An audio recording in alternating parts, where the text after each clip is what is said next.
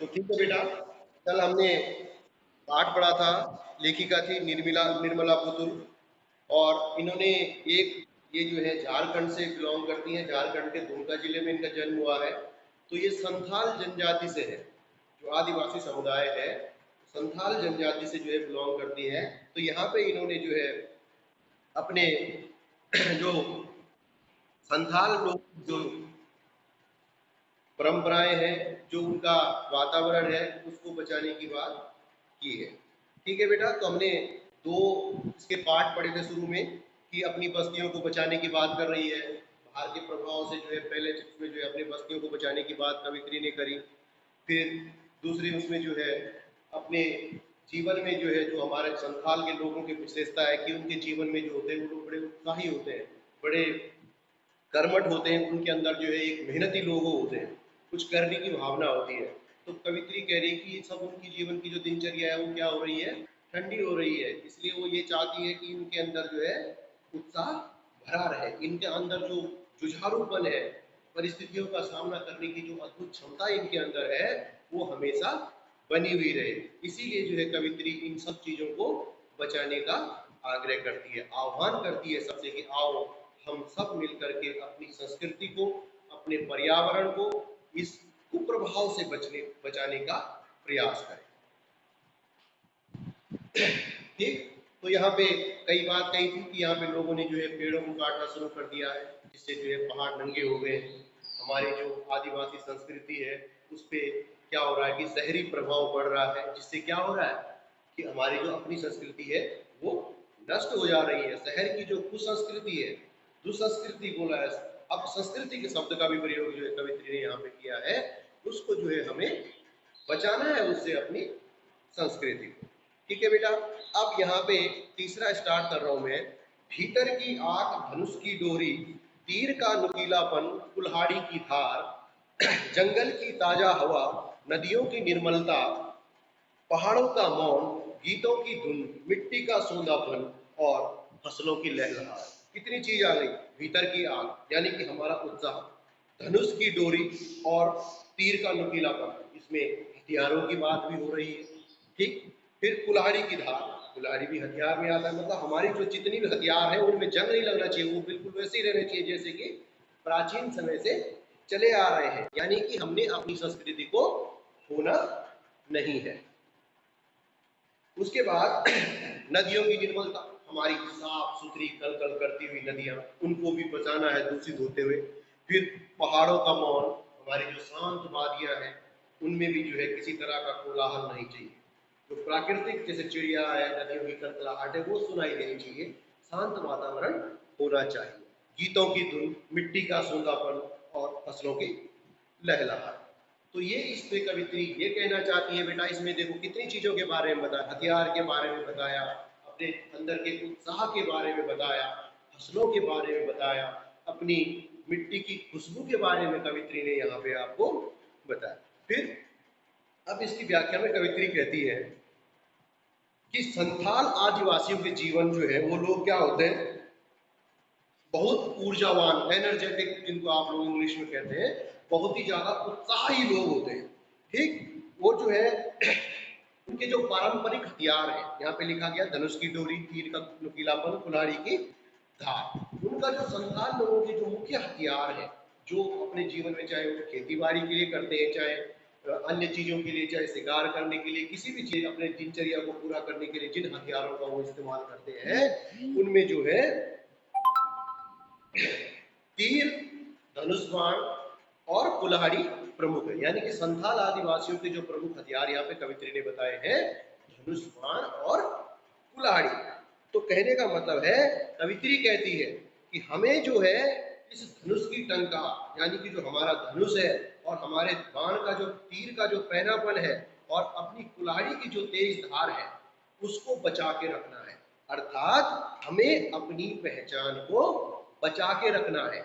अपने लिए ऐसा नहीं है कि हमने आधुनिकता के चक्कर में पड़ के अपने पारंपरिक चीजों को जो है छोड़ना शुरू कर दिया, ये हमारे लिए बिल्कुल भी सही नहीं होगा। इसीलिए कवित्री कहती है कि अपनी पहचान बनाए रखनी है, तो हमारे संथाल आदिवासियों को अपना जो धनुष बाण है, धनुष तीर का जो नुकीलापन है, कुल्हाड़ी का जो पैनापन है, उसको क्या रखना पड़ेगा, बरकरार रखना पड़ेगा। ठीक। उसके बाद है बेटा जंगल की ताजी हवा। अब कहने का मतलब है कि कवित्री ये कहती है कि हमें अपने जंगलों को बचाना है ताकि हम स्वस्थ रहें। स्वस्थ रहने के लिए जो है हमें जंगलों की ताजी हवा भी चाहिए। करेक्ट। उसके बाद नदियों का शुद्ध पानी चाहिए।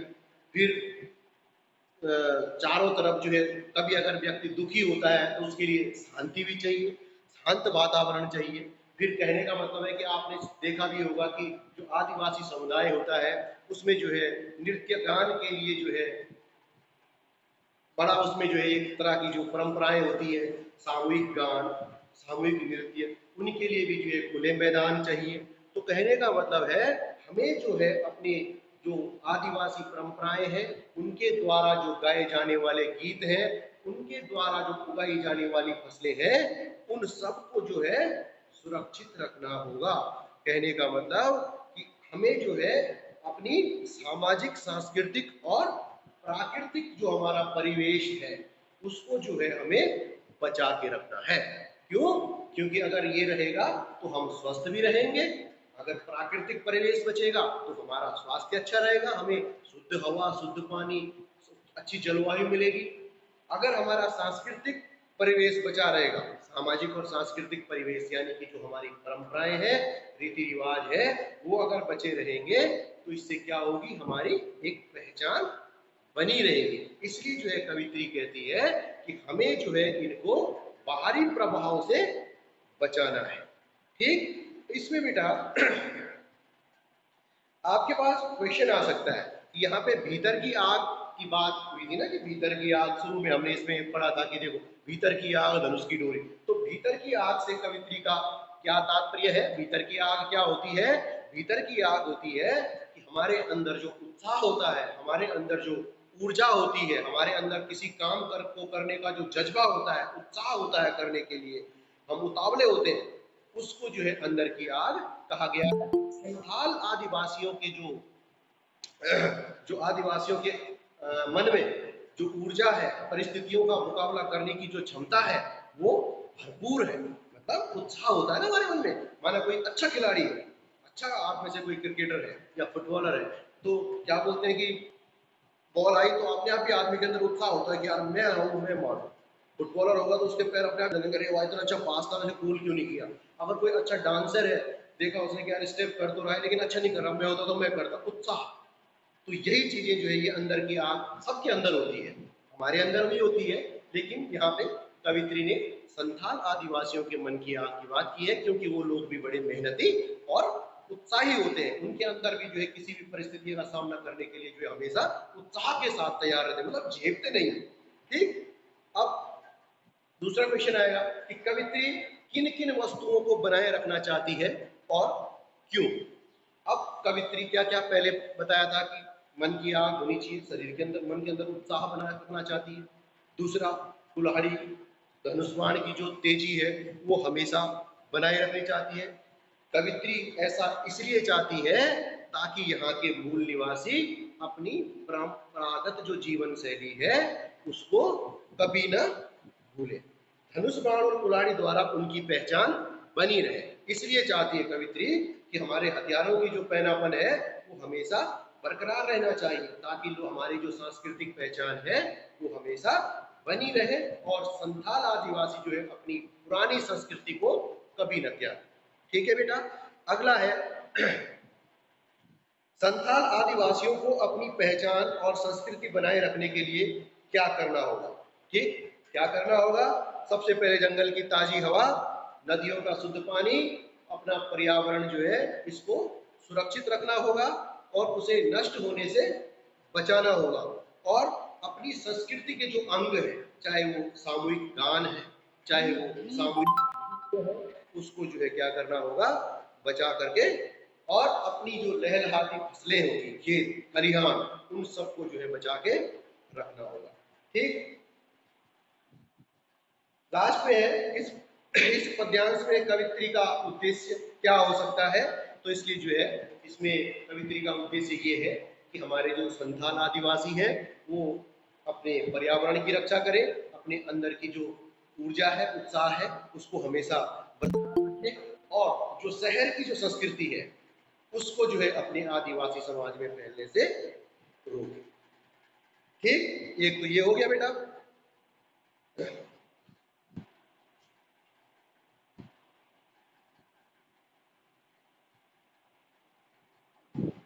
अब इसमें बेटा हाँ अगला है, नाचने के लिए खुला आंगन, गाने के लिए गीत, हंसने के लिए थोड़ी सी खिलखिलाहट, रोने के लिए मुट्ठी भर एकांत, बच्चों के लिए मैदान, पशुओं के लिए हरी भरी घास और बूढ़ों के लिए पहाड़ों की शांति। ये सबसे इंपॉर्टेंट चीज कवित्री क्या कहती है? देखो, नाचने के लिए खुला आंगन, यानी कि कभी भी जब हम संथाल आदिवासी लोग जो है सामूहिक नृत्य भी करते हैं, सामूहिक गान भी करते हैं, तो उनके लिए क्या होना चाहिए? खुले मैदान होना चाहिए। क्या शहरों में होते हैं? नहीं होते। ठीक, फिर गाने के लिए गीत, जो हमारे परंपरागत गीत हैं वो भी गाने के लिए होने चाहिए। क्यों? अगर हम उनको गाएं तो हम उनको भूल जाएंगे, इसलिए जो है उनको भी हमें याद रखना है। ठीक, हंसने के लिए थोड़ी सी खिलखिलाहट, खूब खुल के हंसना, जैसे खुले वातावरण में रहते हैं, हंसने के लिए खिलखिलाहट के साथ हंसना, एक दूसरे को देख के प्रसन्न होना, एक दूसरे के सुख दुख को बांटना, यानी कि आपस में जो है भाव बिल्कुल नहीं होना चाहिए। रोने के लिए मुट्ठी भर एकांत, अगर कभी व्यक्ति दुखी है तो ऐसा होना चाहिए कि उसको जो है कहीं पे एकांत रोने के लिए मिल सके, जो कि शहर में संभव नहीं होता है। अगर शहर में कहीं एक पार्क भी होता है तो उसमें जो है 100-200 आदमी तो 24 घंटे घूमते रहते हैं, लेकिन जो आदिवासी समाज है वो जंगलों के किनारे, नदियों के किनारे रहता है, प्रकृति की गोद में रहता है, तो वहां पे जो कवित्री चाहती है कि जितनी शांति यहाँ पर है उतनी ही शांति रहनी चाहिए। अगर किसी का मन दुखी हो तो कम से कम वो एकांत में बैठ के जो है अपने मन को हल्का कर सके, कम से कम 2 आंसू रो सके। ठीक, बच्चों के लिए मैदान, बच्चों के लिए खुले मैदान होने चाहिए, जो हमारे आदिवासी समाज के पास है, पर्याप्त है। फिर पशुओं के लिए हरी भरी घास, हमारे प्राकृतिक पर्यावरण में हम लोग रहते हैं, उनके जो पशुओं के लिए घास है वो भी पर्याप्त होनी चाहिए। और बूढ़ों के लिए पहाड़ों की शांति, क्योंकि जो आदमी बूढ़े होते हैं उनको सबसे पहले चाहिए, मतलब वो ये चाहते हैं कि यार ज्यादा शोर शराबे से दूर यहाँ पे रहना चाहिए। अगर हम शहरी प्रभाव में आएंगे तो यहाँ भी वही शोर शराबा हो जाएगा, हमारे बुजुर्गों का जीवन भी क्या हो जाएगा?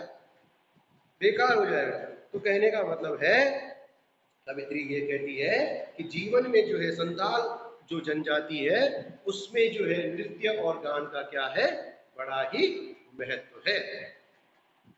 और उस नृत्य और गान करने के लिए जो है खुला आंगन चाहिए और अच्छा अवसर चाहिए, हंसने के लिए मुस्कुराहट, यानी कि हंसाने के भी अवसर चाहिए, आपस में जो है हंसी मजाक, एक दूसरे के साथ खूब खुश रहना, ये भावना जो है हमारे अंदर होनी चाहिए। फिर कभी अगर आदमी निराश हो जाए तो उसको रोने के लिए एकांत भी चाहिए। ये तभी संभव है जब हम अपने पर्यावरण को बचाएंगे, अपने आसपास के वातावरण को बचाएंगे। कैसे बचाएंगे? शहरी प्रभाव से, क्योंकि अगर शहरीकरण होने लगेगा तो जंगल खत्म हो जाएंगे, जंगल खत्म हो जाएंगे, नदियां खराब हो जाएंगी, पशुओं के लिए चारा नहीं बचेगा, बच्चों के लिए खेलने के मैदान नहीं बचेंगे। वो सामूहिक नृत्य आप कहाँ पे करेंगे? किसी सड़क में तो नहीं कर सकते। तो उसके लिए भी खुले आंगन की कवित्री ने वकालत यहाँ पे की है। और सबसे बड़ी बात है कि हमारे जो बुजुर्ग हैं उनके लिए जो है पहाड़ों की असीम शांति, ये सबसे बड़ी बात है। क्योंकि शहर में बेटा हर चीज है लेकिन शांति नहीं है, क्यों? हर जगह हल्ला ही हल्ला, शोर शराबा चारों तरफ होता है। तो इन्हीं दुष्प्रभावों से कवित्री जो है अपने संथाल आदिवासियों को, अब संस्कृति को, अपने आदिवासी संस्कृति को जो है बचाने की अपील करती है, अब आह्वान करती है सबसे कि आइए मिलकर हम सब इनको बचाएं। ठीक, हम चाहे कुछ भी कर रहे हैं लेकिन हमें जो है अपनी संस्कृति को सुरक्षित रखने की बात यहाँ पे कवित्री करती है। ठीक, तो इसमें है संथाल संस्कृति में नृत्य संगीत का महत्व है कैसे। तो इसमें जो है बहुत महत्व है। कवित्री सामूहिक नृत्य के लिए भी खुले आंगन को सुरक्षित रखना चाहती है और नृत्य के साथ सुंदर मधुर गीत संगीत का स्वर भी गूंजना चाहिए, ये वकालत करती है। क्योंकि जनजाति समुदाय में जो है सामूहिक नृत्य, सामूहिक गान उनकी जो परंपराएं हैं, उनके संबंध में जो लोकगीत, जो गान उनके होते हैं, उनके लिए जो है खूब खुला मैदान चाहिए होता है। वकालत करती है कि बिल्कुल चाहिए, और उसी अनुरूप जो है गीत संगीत का भी वो कवित्री जो है उसको गीत संगीत को भी सुरक्षित रखने की बात कह रही है। फिर एकांत किस लिए चाहिए? अब आदमी एकांत कब चाहता है? एकांत चाहिए जीवन की उलझनों, कष्टों के क्षणों में रोने के लिए। जब हमारे जीवन में कभी कठिन परिस्थितियां आ गई, हमारा मन दुखी हो जाता है, तो हम क्या करेंगे? उन क्षणों को जो है एकांत में बिताना चाहेंगे, ताकि जो है हमारा मन थोड़ा सा हल्का होगा। इससे क्या होगा? हमारे अंदर एक नई ऊर्जा का संचार होगा और हम उसका मुकाबला कर पाएंगे। जो हमारी परिस्थितियां हैं उनका हम मुकाबला कर पाएंगे। ठीक है बेटा। बच्चों, बूढ़ों और पशुओं के लिए क्या क्या चाहिए? आपको ये तो कोई बोलने वाली बात ही नहीं है। बच्चों के लिए खेलने के मैदान चाहिए, बूढ़ों के लिए शांत वातावरण और शुद्ध वातावरण चाहिए, और पशुओं के लिए क्या चाहिए? चारा, यानी कि हरी भरी घास, और हरी भरी घास के मैदान चाहिए। इसके बाद है लास्ट कि कवित्री किस बात के लिए चिंतित है और क्यों? तो वो ये कहती, कवित्री जो है सलाल आदिवासियों का जो जीवन है उसके लिए चिंतित है। वो चाहती है कि ये जो भी हमारे कार्यक्रम होते हैं, चाहे सामूहिक नृत्य, सामूहिक गान, कोई भी कार्यक्रम है सामूहिक, हम लोग जो भी कार्यक्रम हमारे होते हैं वो हमेशा सुरक्षित रहने चाहिए। हंसी खेल, जो भी हम हंसी मजाक करते हैं, खेल खेलते हैं, नाचते हैं, गाते हैं, वो जो है हमेशा पहले की तरह बनना चाहिए, और इसमें जो है कभी कोई भी परिवर्तन नहीं होना चाहिए। ठीक है बेटा, आज के लिए इतना ही है। आप लोग बने रहेंगे क्लास में।